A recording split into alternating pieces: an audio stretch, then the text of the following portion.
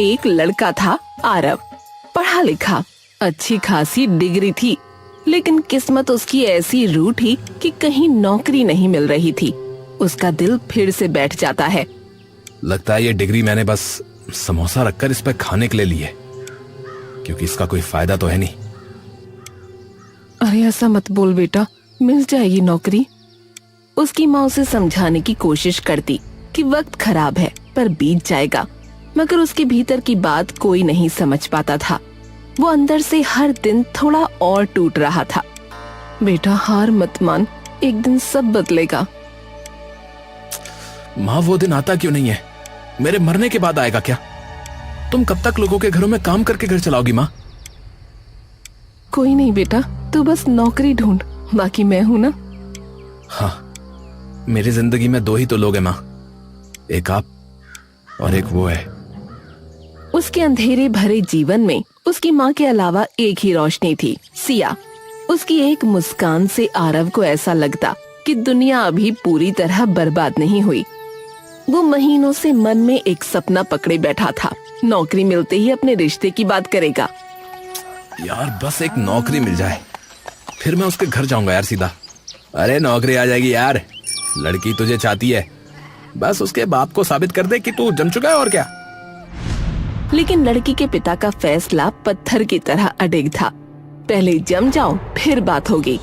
उधर घर की हालत बदतर होती जा रही थी।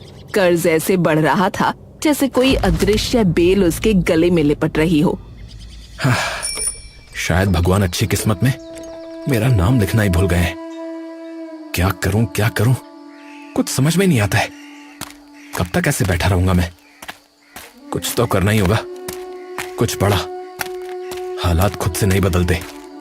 अगर मैंने कोई रास्ता नहीं खोजा तो सब कुछ फिसल कर खत्म हो जाएगा। घर की हालत दिन पर दिन ऐसे गिर रही थी जैसे कोई पुराना मकान बारिश में गल रहा हो। शांति जब घर के खर्चे का हिसाब किताब करने बैठी तो उसके हाथ कांपने लगे।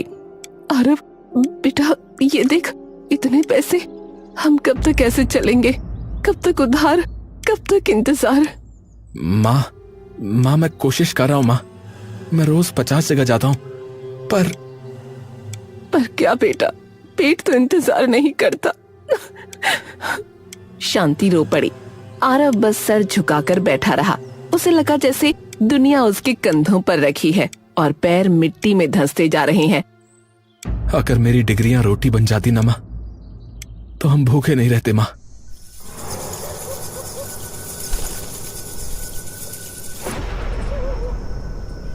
उस रात आरव करवटें बदलता रहा, पूरी रात सोचता रहा और फिर सुबह होने से पहले उसने एक फैसला कर लिया। ऐसा फैसला जो उसने कभी कल्पना में भी नहीं सोचा था। चाहे कितनी भी शर्म आए, मैं चाय की टपरी खोल लूंगा। पैसा कमाना है अब, चाहे जैसे भी आए।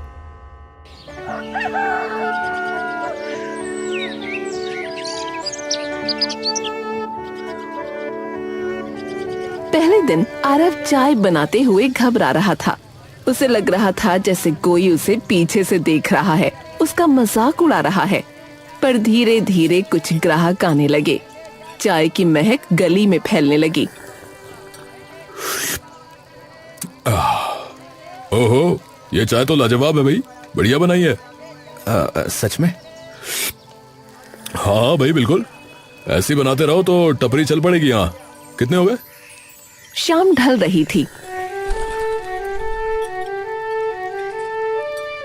और उसी शाम उसकी जिंदगी की सबसे प्यारी आवाज उसके पास आई। सिया, तुमने हिम्मत दिखाई आरव, सब नहीं कर पाती ये। सिया, काश मैं जल्दी कुछ बन पाता ताकि तुम्हें अपनी जिंदगी में ला पाता। ये भी होगा, बस तुम ईमानदार रहना। सिया चली गई और आरव ग्राहकों का इंतजार करने लगा।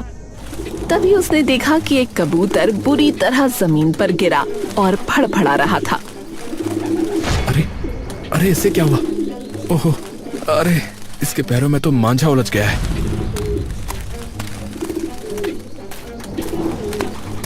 आरव ने फटाफट कबूतर को पकड़ा और उसे इस परेशानी से आजाद किया। कबूतर पंख फड़फड़ाता हुआ उड़ गया। अरे आसमान में क्या देख रहे हो भैया? अरे इधर आओ, चाय दे दो मेरे को। हाँ हाँ भैया, आता हूँ आता हूँ। उसकी टपरी अब चलने लगी थी।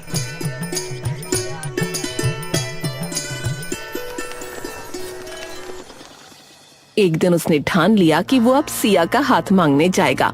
उसे लगा कि उसकी मेहनत देखकर रघुवीर सिंह शायद मान जाए। हाँ, आज जो भी होगा साफ साफ होगा। मैं फिर डर कर पीछे नहीं हटूंगा।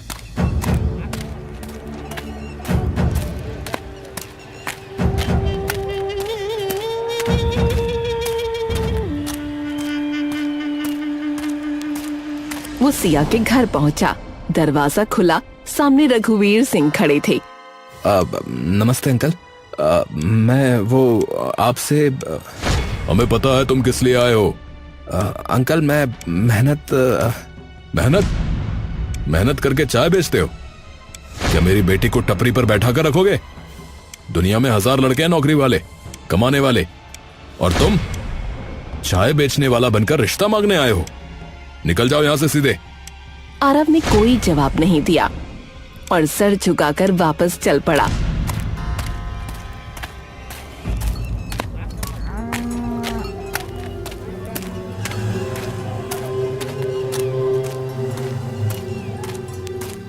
वो वापस टपरी पर आ गया। तभी सिया उसके पास आई।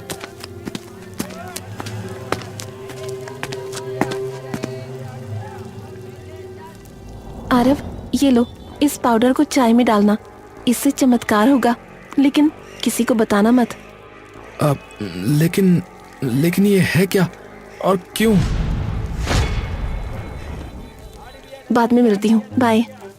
वो कुछ बोल पाता इससे पहले ही सिया मुड़कर चली गई। उसे बड़ा अजीब लगा। क्या है ये? खैर जो भी है, अगर सिया ने दिया है तो इस्तेमाल तो करना ही है। उसने चाय में पाउडर की एक चुटकी डाली। खुशबू में कोई बड़ा फर्क नहीं था, पर कुछ तो हुआ था। पहला ग्राहक आया, रिक्शा चालक, जो अक्सर उधार चाय पीकर चला जाता था। अरे भैया आरव, अरे एक कड़क चाय दे दो भैया।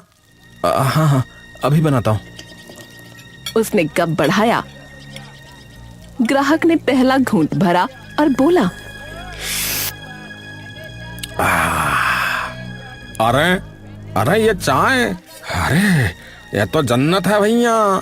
अरे आज तो दिल जीत लिया तुमने भाई। हैं? और हाँ सुनो, ऐसा है पैसे कल दूंगा। है? अरे ये ना करो, अभी दे दो। तुम वैसे भी बहुत उधार करते हो भाई। अच्छा चलो ले लो भैया, ले लो। तुम भी क्या याद रखोगे हाँ कि किस रिक्शे वाले से पाला पड़ा था।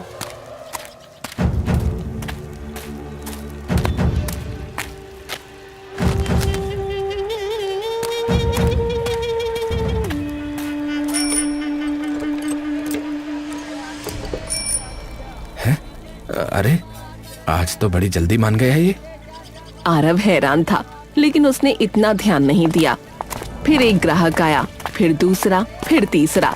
हर कोई चाय पीकर जैसे उसके वश में आ जाता। सब उसकी हर बात मान रहे थे। दिन चढ़ते चढ़ते भीड़ इतनी बढ़ गई कि टपरी पर खड़े होने की जगह नहीं बची। भाई क्या नुस्खा है तुम्हारे पास इतनी बढ़िया चाय बनाने का? है क्या सच में ये जादू है?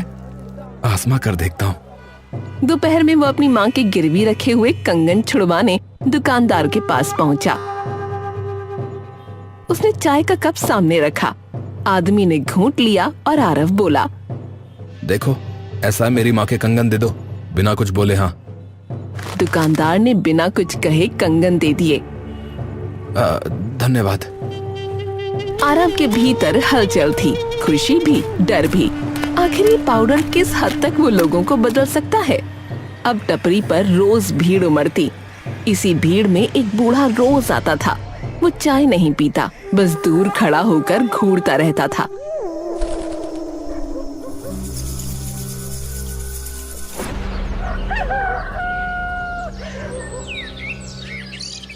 एक दिन आरव बोला, अरे बाबा, रोज आते हो आप, चाय तो पीते नहीं, कुछ चाहिए क्या? अरे बेटा, जादू कभी मुफ्त नहीं आता, इसकी कीमत होती है, समझे? क्या मतलब? जिस दिन समझेगा उस दिन देर हो चुकी होगी।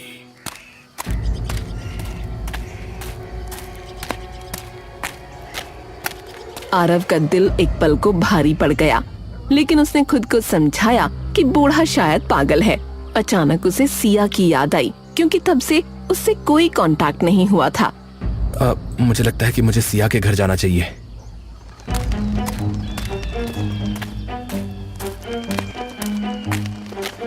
वो सिया के घर पहुंचा, लेकिन रघुवीर सिंह सामने मौजूद थे। क्यों आए हो? चाचा जी, मैं बस सिया से उसकी शादी तय हो गई है और आगे से यहाँ कदम मत रखना, समझ में आया? ये शब्द किसी हथौड़े की तरह उसके सीने पर पड़े। उसका दिल टूट गया। वो कुछ बोल ही नहीं पाया, सिर्फ सर झुकाए मुड़ गया। सब मिल रहा है, बस वो नहीं। पर क्यों? क्यों? अचानक उसके मन में एक विचार चमका। हाँ, अगर ये पाउडर किसी का नजरिया बदल सकता है तो रघुवीर सिंह का क्यों नहीं? मुझे बस मौका चाहिए, एक कप चाय, और मेरी दुनिया बदल सकती है। कई दिन आरव मौका ढूंढता रहा। एक दिन शाम को आखिर किस्मत ने उसकी तरफ झुकना शुरू कर दिया। चौपाल पर रघुवीर बैठे थे। आसपास 2-3 किसान बातें कर रहे थे। आरव धीरे से उनके पास गया। अंकल, मेरे हाथ की चाय पीजिए एक बार।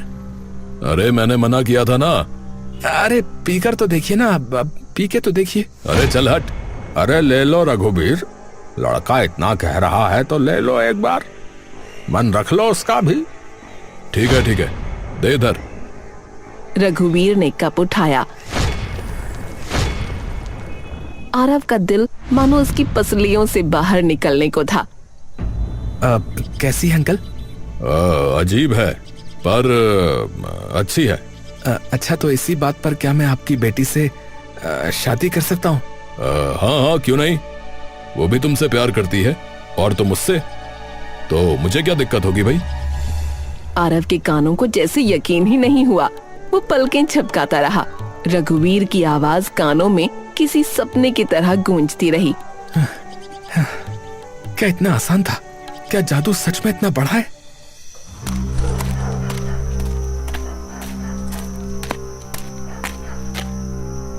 लेकिन रात टपरी समेटने के बाद आरव ने जैसे ही पीछे मुड़कर देखा, केतली अपने आप उबल रही थी। चूल्हा बुझा पड़ा था, फिर भी केतली में पानी कड़कड़ा कर उबल रहा था। ये कैसे? वो आगे बढ़ा ही था कि जमीन पर लाल चमक फैलने लगी। चिंगारियों जैसी नहीं, किसी अजीब अलौकिक चीज की तरह। आरव का गला सूखने लगा। बूढ़े आदमी की बातें याद आईं। जादू मुफ्त नहीं आता, इसकी कीमत होती है। नहीं, मैं बस थक गया हूँ। ये सब थकान की वजह से लग रहा है। पागल मत बन आरव, होश में आ, होश में आ। वो जल्दी से दुकान बंद करके घर आया।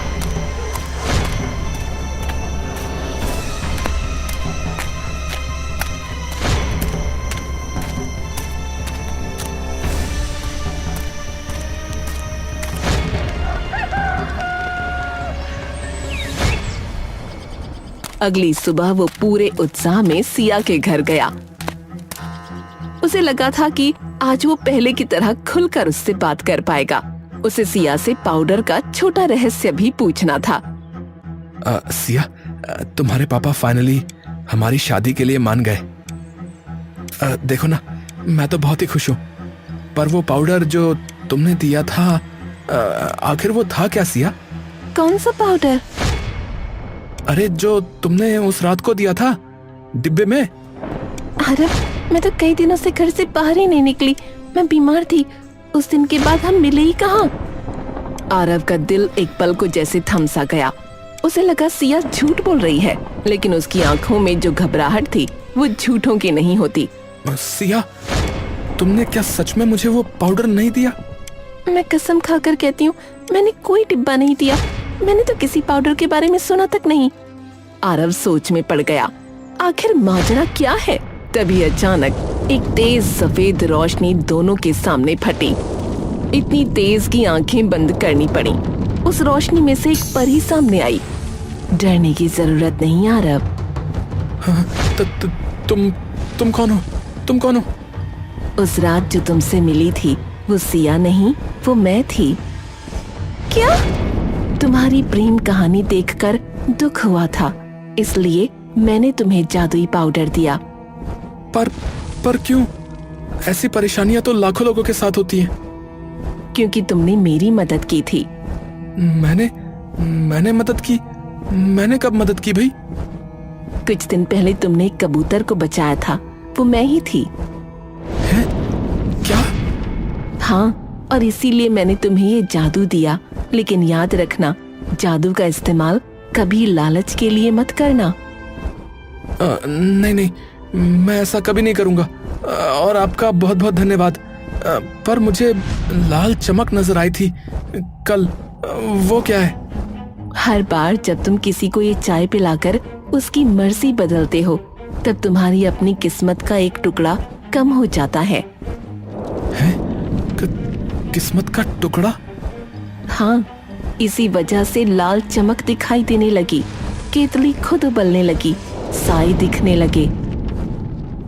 जादू कहीं से नहीं आता आरव। इसकी कीमत हमेशा किसी की किस्मत से चुकाई जाती है। वो कहावत सुनी है ना तुमने कि इस दुनिया में कुछ भी मुफ्त नहीं है।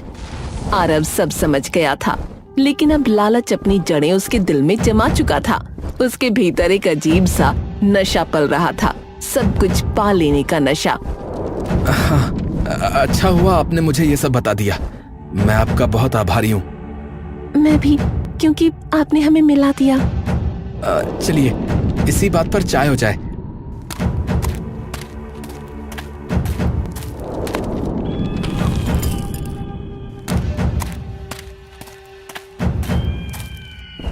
ये लीजिए परी जी, चाय पीजिए। चाय? अभी? हाँ, क्यों नहीं। आपने मेरे लिए इतना कुछ किया है, मैं आपको चाय तो पिला ही सकता हूँ। मेरे पास इसके सिवा है ही क्या। परी को समझ नहीं आया। वो इंसानों जैसी ही सहजता से कप उठा लेती है। उसने विश्वास कर लिया था कि आरव एक अच्छा और सच्चा इंसान है। उसने घूंट लिया और अगले ही पल इस पाउडर का असर उस पर भी हो गया। और फिर आरव बोला, अपनी सारी शक्तियां मुझे दे दो। ये तुम क्या कह रहे हो आरव? चुप रहो तुम, बस जो काय करो अभी। परी का चेहरा सख्त हो गया। वो कोशिश करती है विरोध करने की, लेकिन कर नहीं पाती। उसके पंखों से एक रोशनी निकली और आरव की छाती में समा गई। परी जमीन पर गिर पड़ी। सिया ये सब देखकर जैसे पत्थर की मूर्ति बन गई। आरव, तुमने ये क्या कर दिया? तुम्हारे पास जो भी था मेहनत से था, फिर ये लालच क्यों? अरे जब सब मिल सकता है तो थोड़ा क्यों लेना सिया, पूरा लेना सीखो। सिया समझ गई, ये आरव वो आरव नहीं रहा जिस पर वो दिल से भरोसा करती थी। तुम्हारे पास माँ थी, मैं थी, तुम्हारी मेहनत थी, फिर भी तुम और चाहते रहे। तुम्हें क्या कमी है? इसकी कमी थी और बहुत कुछ कर सकता हूँ। चलो अच्छा ही है, अब तुम्हें कोई नुकसान नहीं पहुँचाएगा। वही तो। चलो अच्छा हुआ तुम समझ गई। तो ठीक है, फिर मैं कल आऊंगा बारात लेकर, तैयार रहना। अच्छा जी।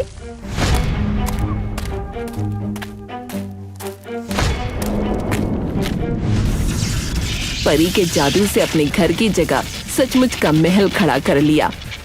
वो अमीर हो गया, माँ को भी तंदुरुस्त बना दिया और अगले ही दिन बारात लेकर सिया के घर जा पहुंचा।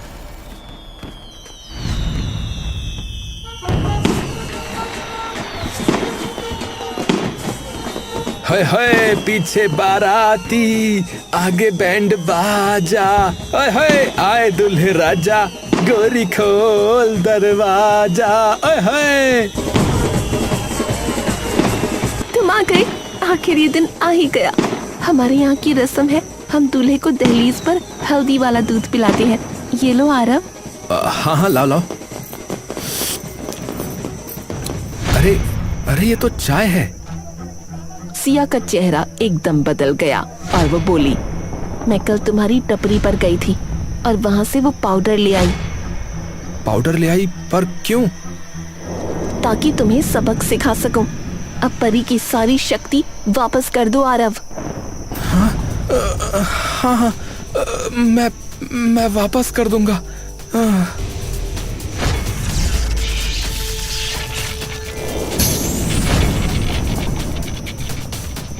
जादू का गलत इस्तेमाल करने की सजा बहुत बड़ी होती है आरव।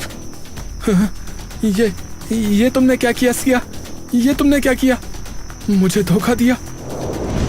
परी ने छड़ी घुमाई और अगले ही पल आरव की पूरी दुनिया टूटकर गिर गई। महल गायब हो गया, अमीरी छिन गई, टपरी सूनी हो गई और दुकानदार कंगन लेने आ पहुंचा। अरे, बिना पैसे के कंगन कैसे ले गया तू? वापस कर। वो घर पर है, घर चले जाओ। मुझे माफ कर दो। हाँ, जरूर जाऊंगा, और अगर नहीं मिले तो जेल कराऊंगा तुझे, समझ लेना। मुझे लगने लगा था कि मेरे पापा गलत है, पर शायद वो सही थे। तुम लायक नहीं थे आरव, ना मेरे ना खुद के। अरे मुझे माफ कर दो सिया, मुझे माफ कर दो। मैंने बहुत बड़ी गलती कर दी, सच में। अरे, तू यहाँ क्या कर रहा है बे? निकल यहाँ से। जाने क्या नशा दिया था तूने मुझे, हैं? जो मैंने हाँ कर दी तुझ जैसे भिखारी को। अरे मेरी बात तो सुनिए। अरे, अपनी ये बारात लेकर चला जा यहाँ से, वरना पुलिस बुलाऊंगा, समझ गया? चले जाओ आरव। आरव की माँ कुछ न बोल सकी और खड़ी तमाशा देखती रही। अचानक वो छाती पकड़कर गिर पड़ी। माँ। गरीबी में जीना मुश्किल है, लेकिन ऐसी बेइज्जती और बदनामी के बाद नामुमकिन। तूने बहुत गलत किया बेटा। माँ, नहीं माँ, नहीं, मेरी बात सुनो माँ। शांति के प्राण पखेरु उड़ चुके थे और आरव पूरी तरह टूट चुका था। माँ। हे भगवान, मैंने लालच क्यों किया? मैंने लालच क्यों किया? सवाल हवा में तैरता रहा, लेकिन उसका जवाब अब किसी के पास नहीं था। जादू ने उसे सब दिया और उसी जादू ने सब छीन लिया, लेकिन अब उसके पास पछताने के सिवा और कुछ नहीं था।